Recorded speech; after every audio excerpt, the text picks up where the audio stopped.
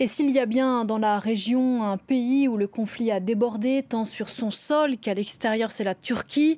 Ludovic de Foucauld, on vous retrouve à Istanbul. Vous êtes notre correspondant en Turquie. Bonjour Ludovic. L'engagement de la Turquie dans le conflit syrien ne date pas d'hier. Il est complexe, il a évolué au fil du temps et il est encore aujourd'hui une réalité.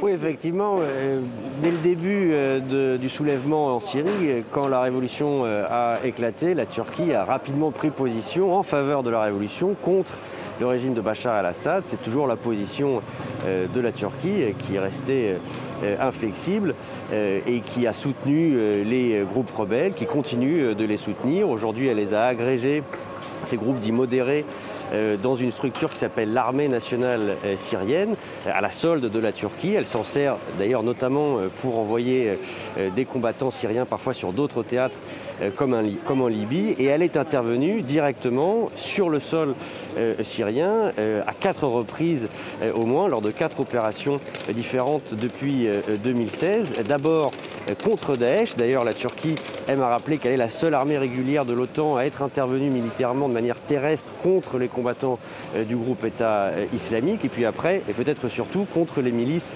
kurdes de Syrie, la branche syrienne du PKK turc, contre lequel la Turquie est toujours en guerre, une organisation terroriste selon Ankara, mais aussi selon l'Union européenne. Et donc depuis, la Turquie essaye de créer une zone de sécurité au sud de sa frontière pour repousser au maximum ce qu'elle considère comme la menace kurde.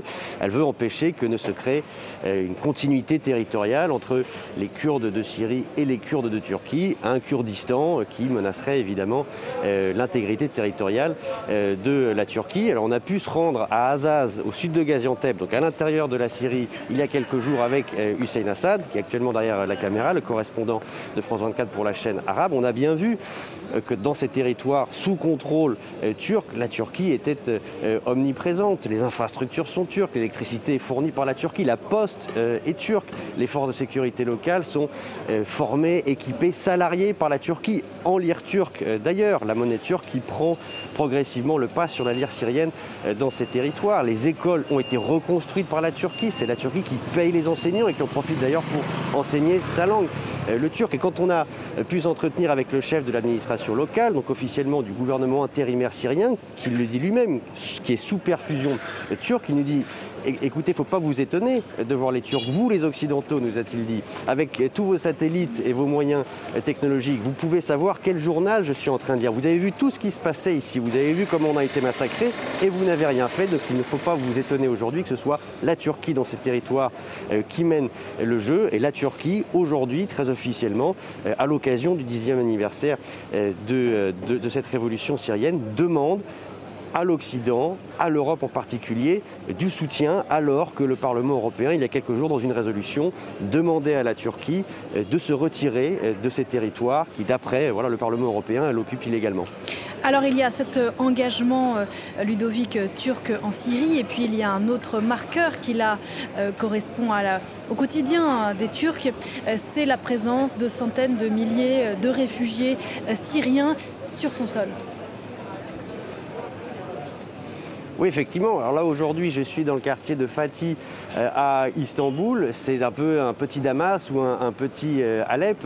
La plupart des commerces, des restaurants, des boulangeries sont tenus par des Syriens. 3 700 000 Syriens en Turquie officiellement, ce qui fait de la Turquie le pays qui en accueille le plus au monde. Forcément, ça a un impact sur le quotidien des Turcs, surtout qu'au départ, ces gens qui sont venus, ces familles, ces hommes, ces femmes, ces enfants ne sont pas venus pour rester. Le but de la Turquie, c'est toujours de les renvoyer à terme, de les reconduire à terme dans leur pays. D'ailleurs, le statut qu'ils ont, c'est un statut d'invité.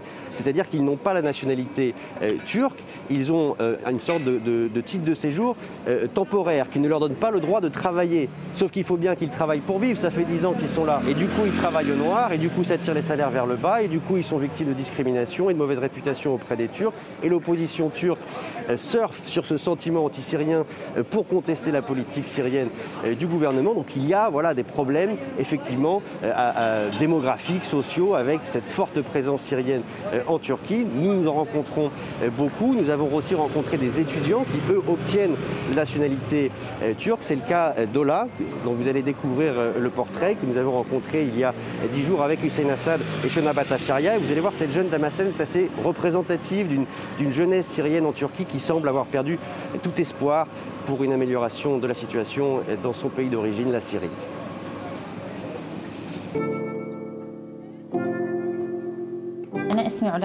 Je m'appelle Ola Dawarchi, je viens de Damas en Syrie. J'ai 26 ans et je suis arrivée en Turquie en mars 2015. Ola essaye de vivre en Turquie la vie normale d'une jeune femme de son âge.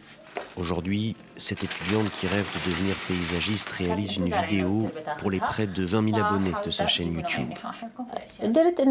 Ici, je peux penser à moi, faire des choses pour moi-même, des choses que j'aime et qui étaient difficiles à faire en Syrie. Par exemple, j'ai ma chaîne YouTube.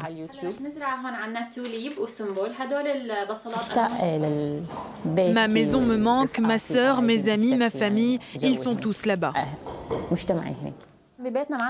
Nous n'avons pas la télévision et on ne regarde pas les infos. Si je veux savoir ce qui se passe, je demande à ma sœur ou à mes amis en Syrie. J'essaie de mettre de la distance parce qu'à chaque fois que j'entends parler de la Syrie à la télé, je me sens très triste. Et vous avez de l'espoir pour la Syrie? Si je pense que la situation peut s'améliorer, non. Je ne me pose même pas la question, je n'y pense même pas.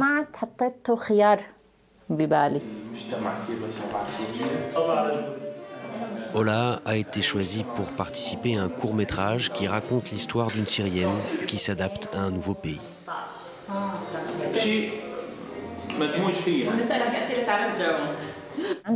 Ici, les gens ont des préjugés sur les Syriens et c'est assez enraciné.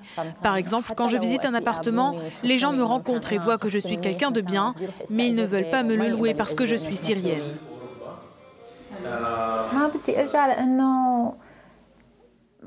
Non, je ne veux pas retourner en Syrie parce que je ne pourrai pas réaliser mes rêves là-bas.